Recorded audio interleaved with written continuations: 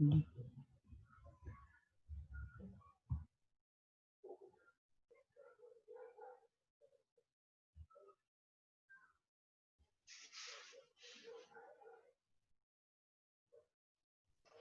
día, profe. Buen día, ¿cómo anda? Buen día, profe. Buen día. Bien. Feliz de que ya estemos terminando.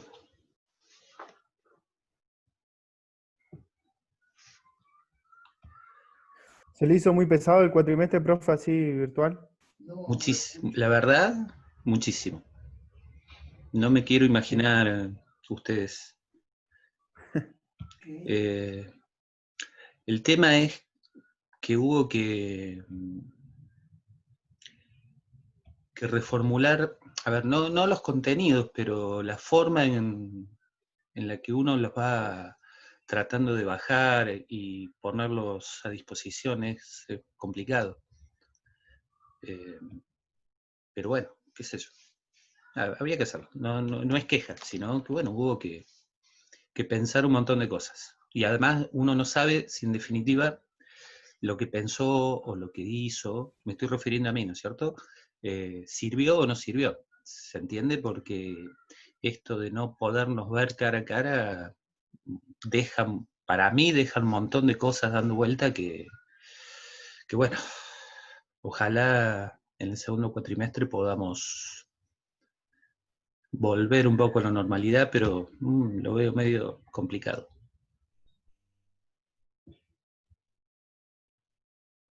Sí, se ve medio complicado, ¿no, Raman, para volver? No sé, qué sé yo, veremos, a lo mejor más cerca del fin de año. No hay ninguna, al menos desde IFE no hay ninguna información oficial, pero ellos se tienen que acomodar a la generalidad, ¿no es cierto? Entonces, como yo veo que viene la mano, antes de septiembre, octubre, no creo. Así que váyanse preparando para empezar el segundo cuatrimestre así. Bueno, chicos, chicas, les cuento cuál es la intención mía para la clase de hoy y después a partir de eso, si ustedes tienen cuestiones o cosas que aportar, las vamos tomando. Para empezar, preguntarles si quedaron cosas dando vuelta, cosas, con cosas me refiero a dudas, aportes, a lo que ustedes piensen que sea pertinente, sobre lo que trabajamos la clase anterior, esto de los juegos polivalentes multilaterales a partir del segundo ciclo de la escuela primaria, y cómo a partir de ahí llegamos a una iniciación deportiva.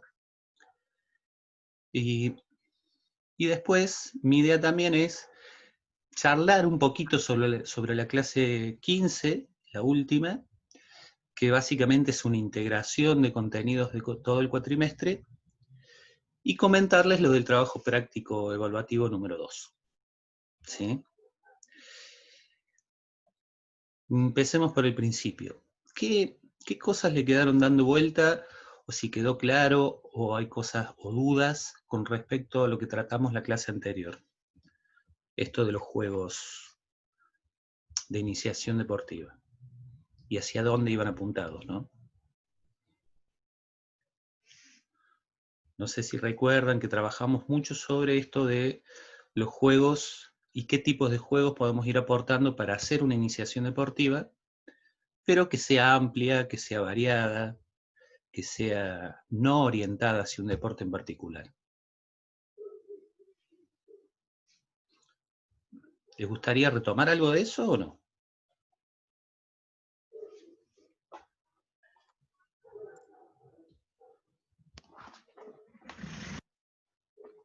No. Bueno. Entonces, si a ustedes les parece, yo quisiera hacer entonces una introducción a la clase 15 y luego directamente contarles lo del trabajo práctico que hay que entregar luego del receso. ¿Les parece?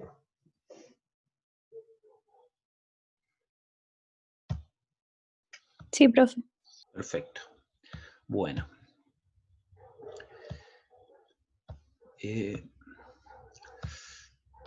Acá estamos. Si ustedes cuando vayan a ver el videito de la clase, de la número 15, de la última, que ya está en la plataforma, van a encontrar una suerte de integración o de cómo llevamos adelante todo el cuatrimestre, ¿sí?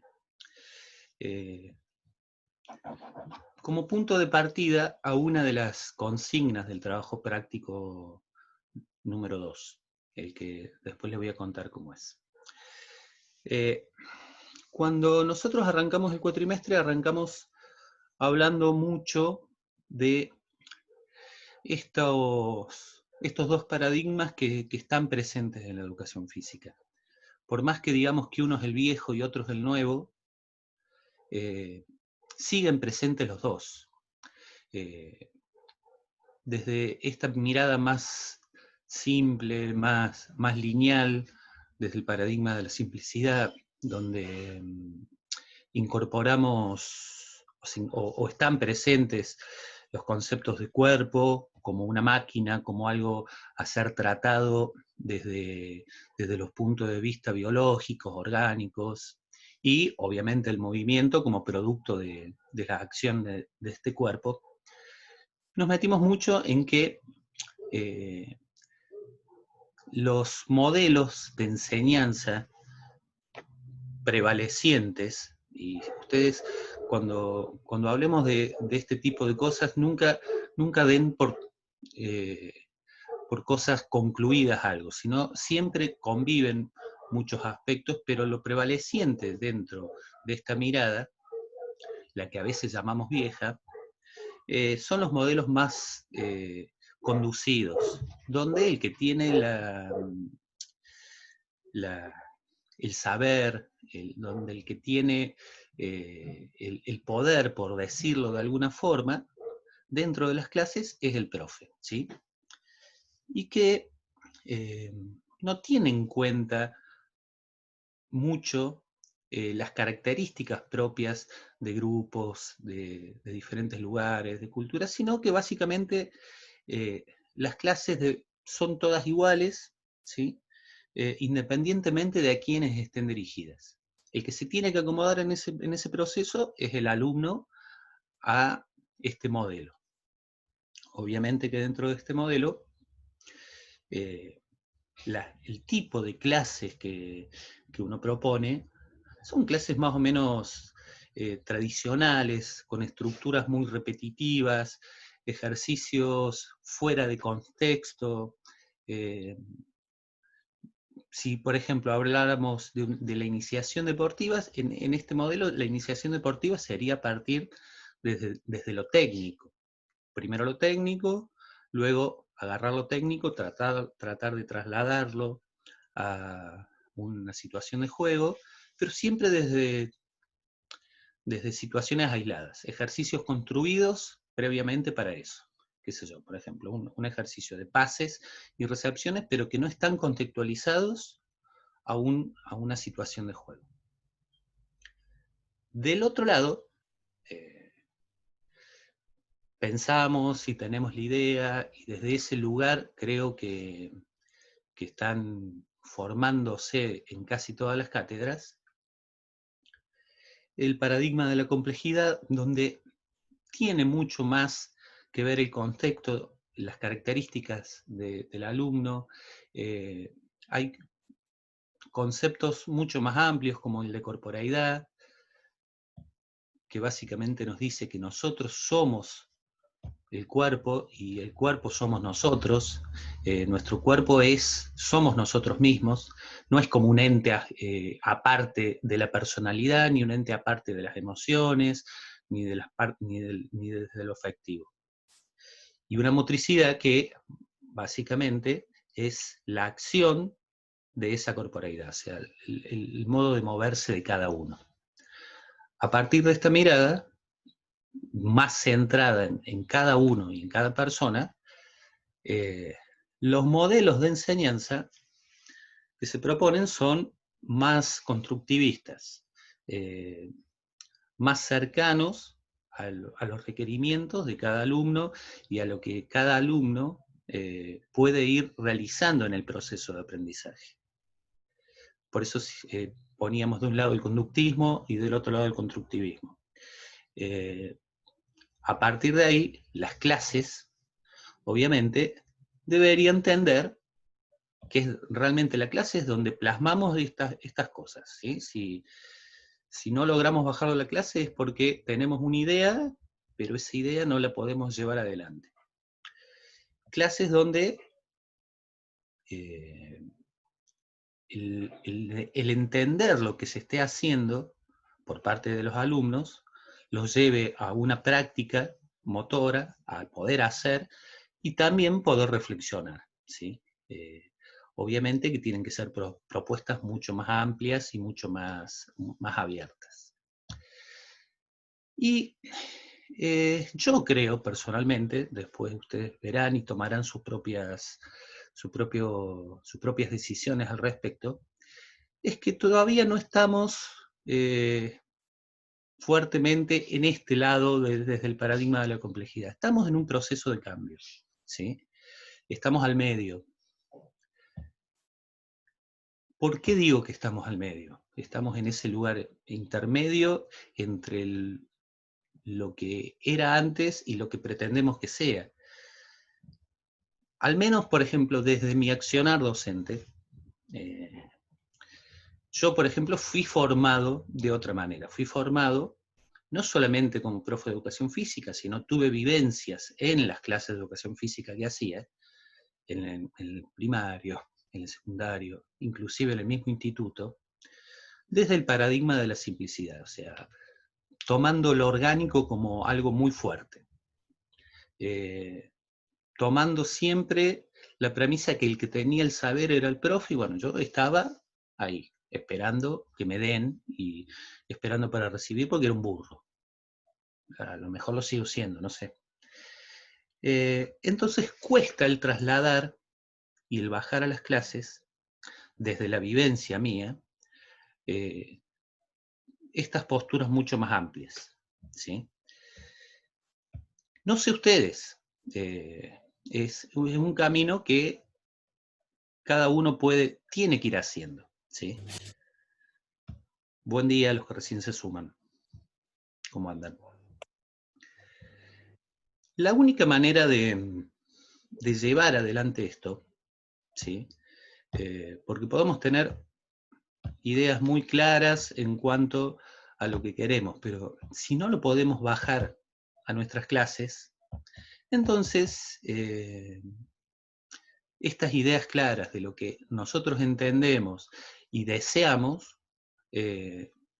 no va a ser plasmado en nuestras propuestas de clase.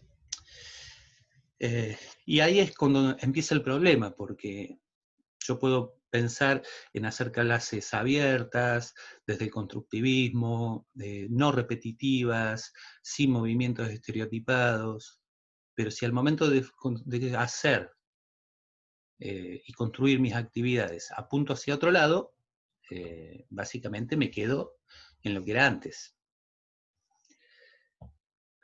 Por eso, en las propuestas de clase, es importante, cuando seleccionamos los contenidos, tener en cuenta mucho el contexto donde estamos parados, ¿sí?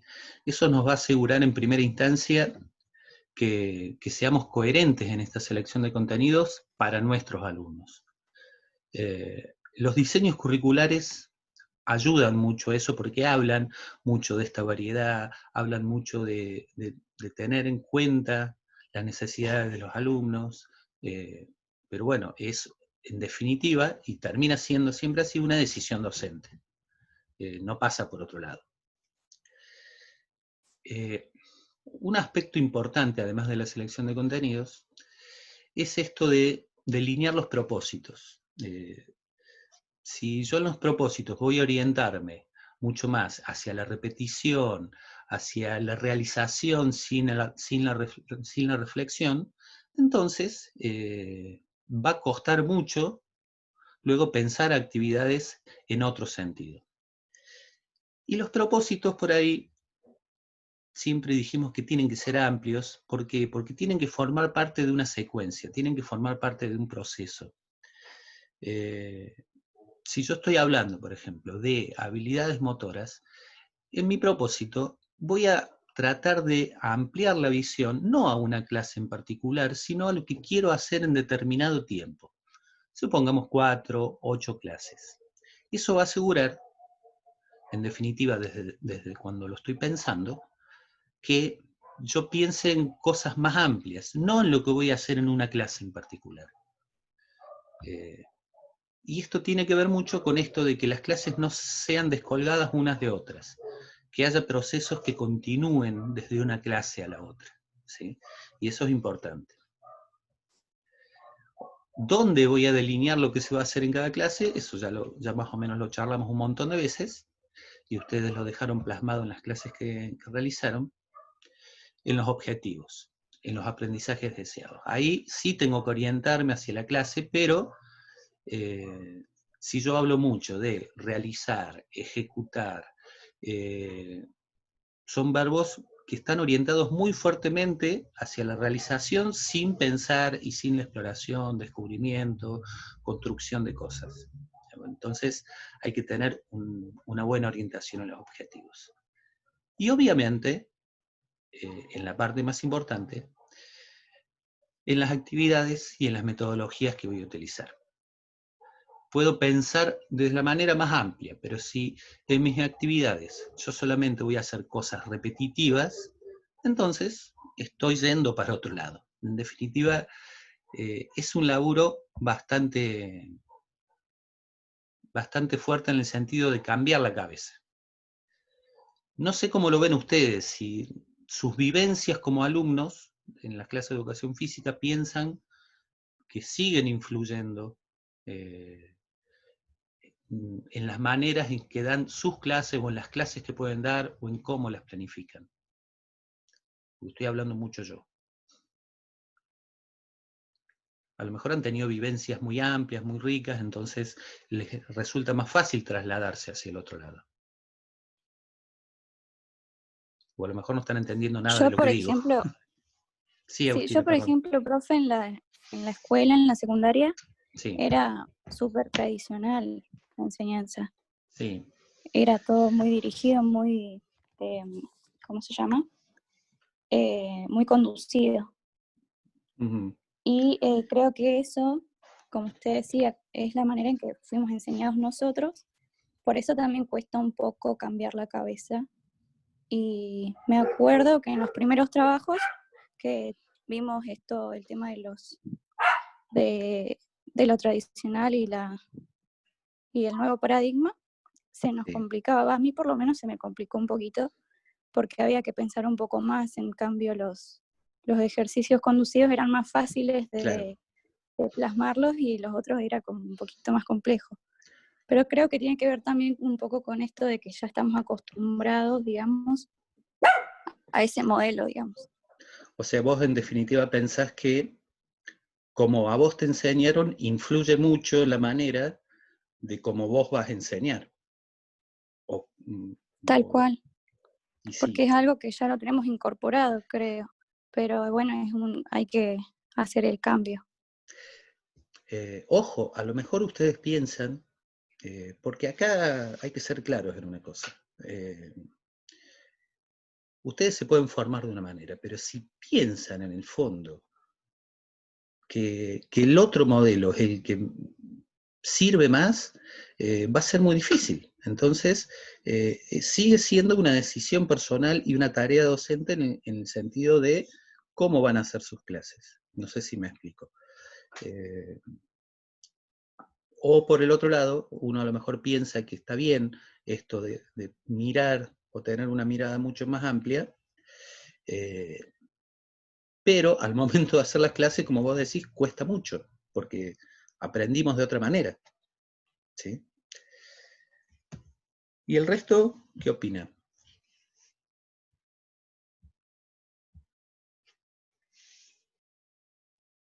Yo, por ejemplo, en cuanto a lo que fue la secundaria, no tuve buenos, digamos, buenos profes que enseñen buenos contenidos.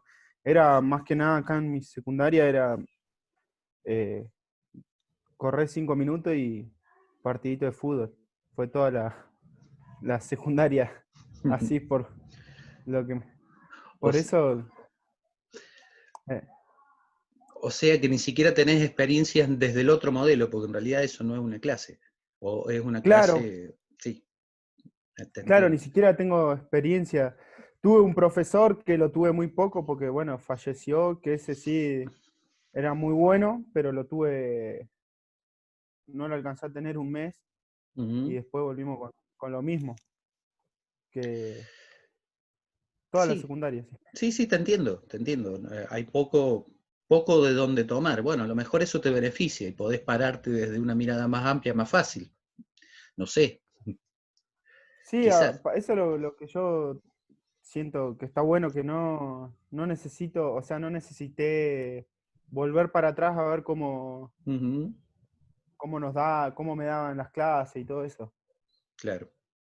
Bueno, eh, en definitiva ven cómo las experiencias de cada uno van marcando este camino que después en definitiva vamos a ir tomando cada uno al momento de dar las clases. Eh, yo no sé si alguna vez lo hablé con ustedes.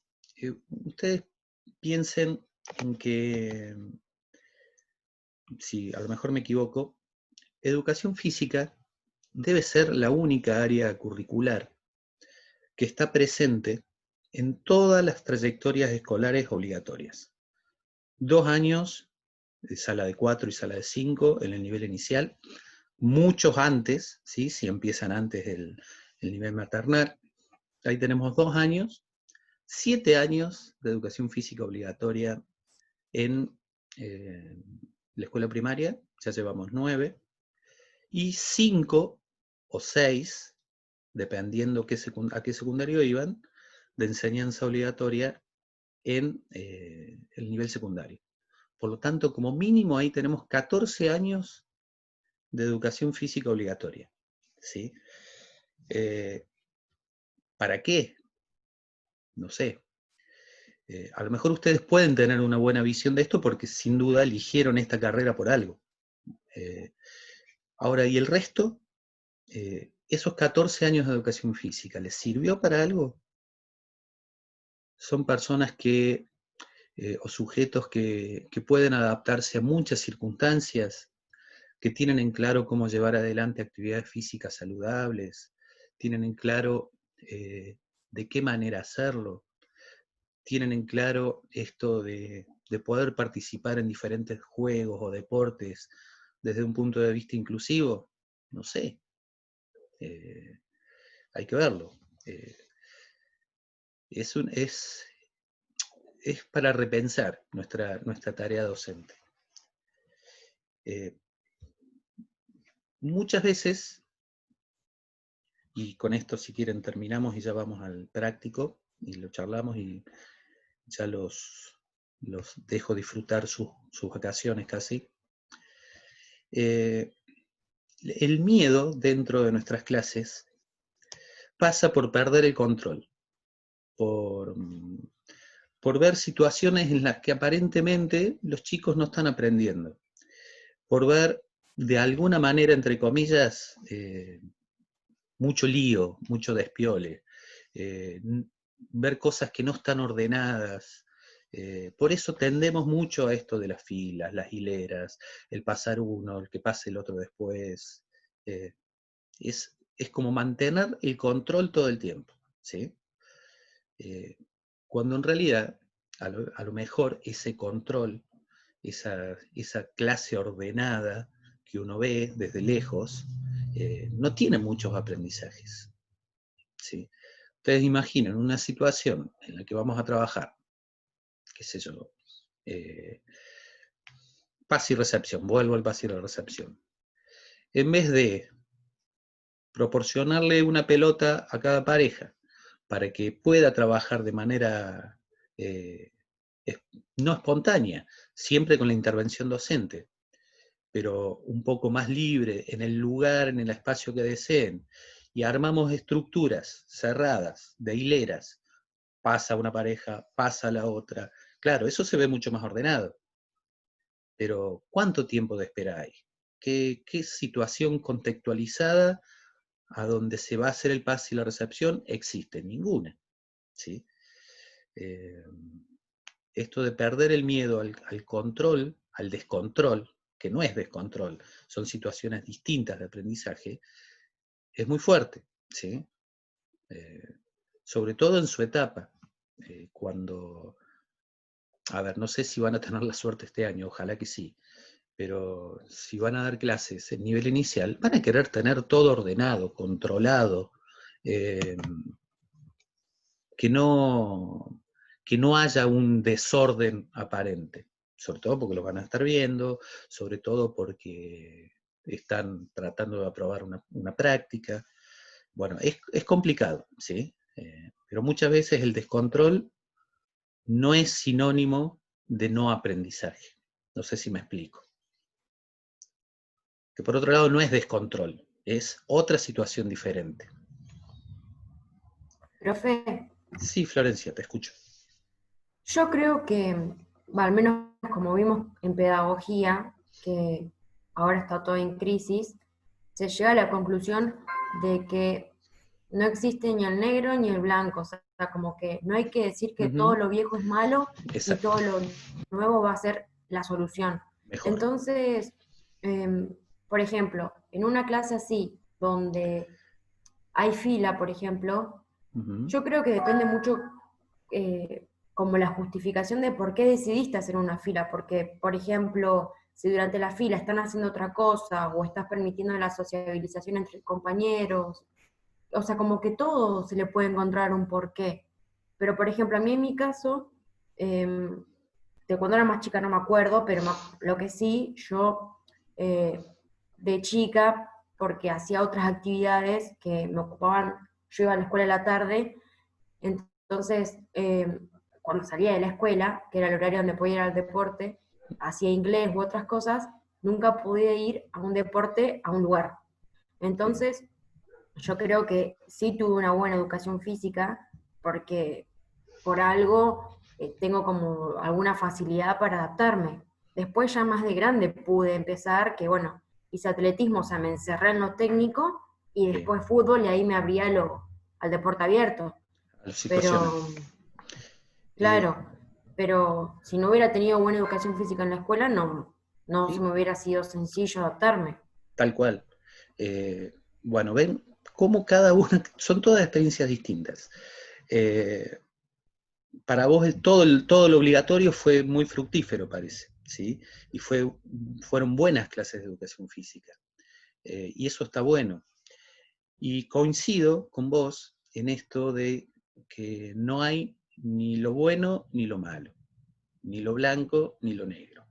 En nuestra tarea docente, si bien nosotros tenemos dos miradas, la vieja, la nueva, llámenlo como quieran, no importa, de cada una tenemos que tomar lo mejor, ¿sí? De cada una tenemos que encontrar que nuestra tarea docente sirve para algo. Y en realidad también depende mucho de los contenidos. Por ejemplo, ¿a qué profe de gimnasia deportiva se le ocurriría hacer una clase más abierta o librada a la construcción individual de cada uno? Yo creo que muy pocos, pero por una razón muy simple. La gimnasia deportiva, por ejemplo, requiere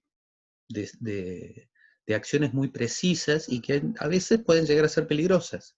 Por lo tanto, hay que mantener el control. También depende mucho del contenido. Bueno, la idea es, en realidad con esto, es que ponerlos a pensar.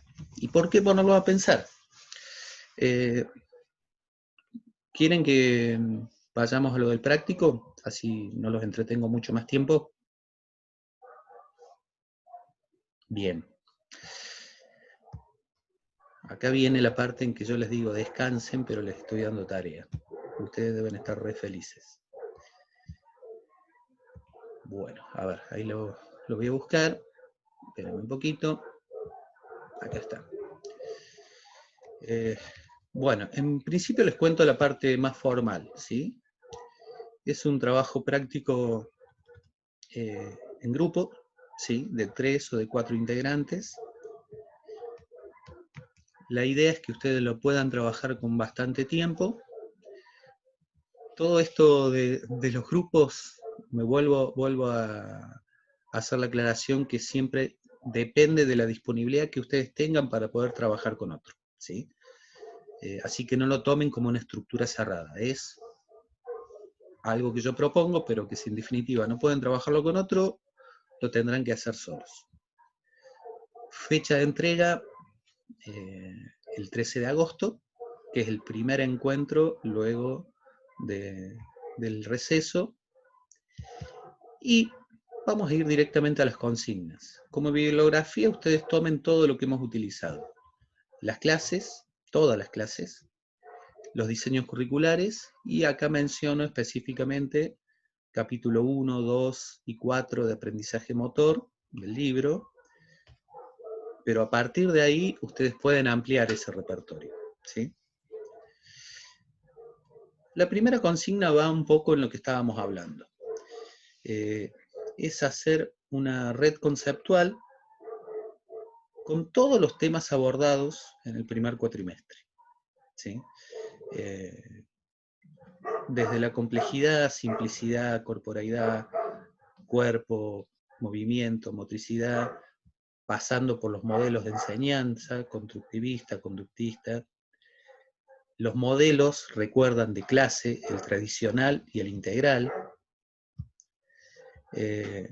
Los temas de planificación que vimos, que en realidad lo más fuerte fue el plan de clases, ¿sí? Lo que es la planificación anual y la unidad didáctica solamente lo mencionamos. Los ejes de contenidos del diseño curricular, la clase en que trabajamos secuencia didáctica, y luego los contenidos puntuales de esquema corporal, capacidad perceptiva, habilidad motora y juego motor.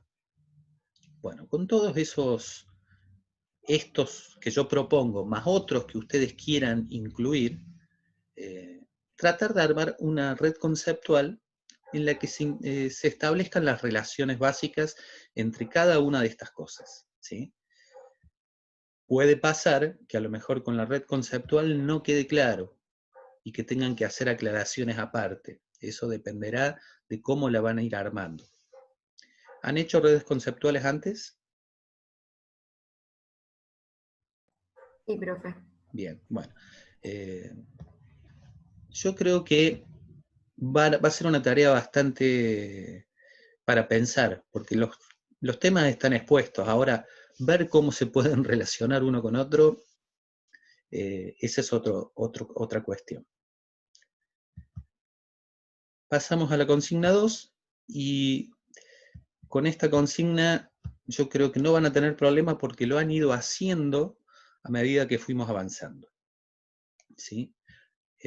Les leo la consigna directamente.